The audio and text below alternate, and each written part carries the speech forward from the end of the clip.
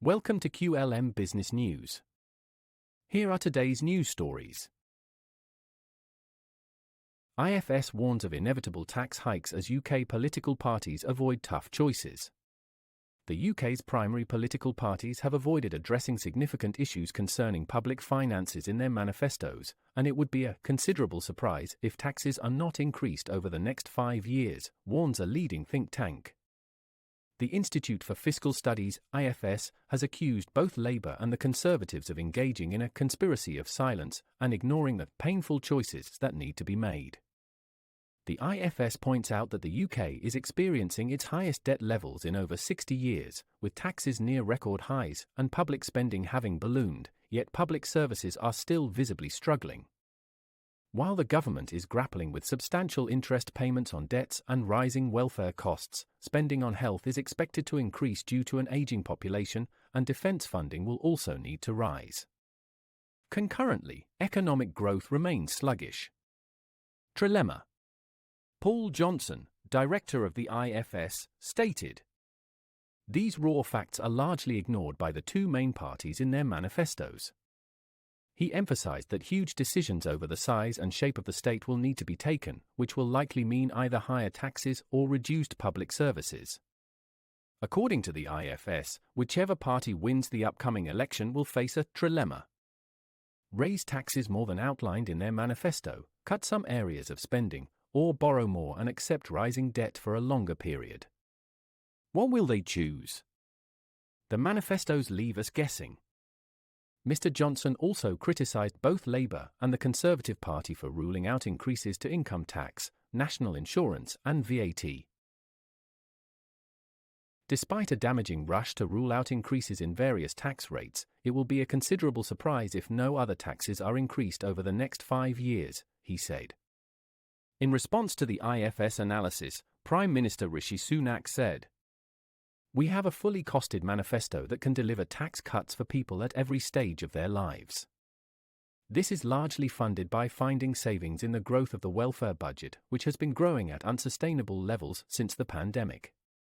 Labour leader Sir Keir Starmer commented, "The economy has flatlined for 14 years, and that is exactly what we want to change.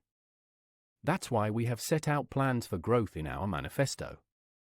The Liberal Democrats maintain that their manifesto is fully costed. A spokesperson stated it would allow the party to invest in our public services and rescue our NHS, funded by asking big banks and billionaires to pay their fair share. The IFS condemned the lack of transparency regarding plans to keep income tax thresholds frozen for an additional 3 years, which will raise £10 billion annually. The Tories, Labour, and the Liberal Democrats all support this measure. The IFS also questioned the feasibility of raising £5 billion by cracking down on tax evasion and avoidance. Mr. Johnson remarked, "Maybe," but added that none of the manifestos highlight the fact that, according to official estimates, most of the shortfall in HMRC collections comes from the self-employed and small businesses rather than large conglomerates. Poisoning the debate. The think tank also reviewed the manifestos of the Green Party and Reform. The IFS noted that the Green Party had proposed major spending plans to be financed by tax increases and an additional £80 billion in borrowing annually.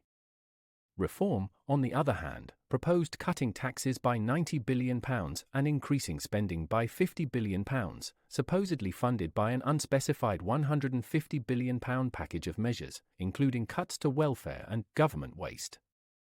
Mr. Johnson stated that the policies outlined by the Greens and Reform are unlikely to be implemented. But the suggestion that they have radical ideas which can realistically make a positive difference, when in fact they propose unattainable goals, helps to poison the entire political debate, he said. The Green Party disputed the IFS's suggestion that our proposal to tax wealth fairly to generate the money to mend our broken public services is unattainable. A spokesperson said their proposal aims to transform the UK economy to resemble European countries where tax is much higher as a proportion of GDP, and the government plays a stronger, more interventionist role in the economy. Reform has been contacted for comment. This news story is brought to you by QLM Business News, your digital media channel. Visit qlmbusinessnews.com for more business news stories. Also follow us on Facebook, X, and YouTube.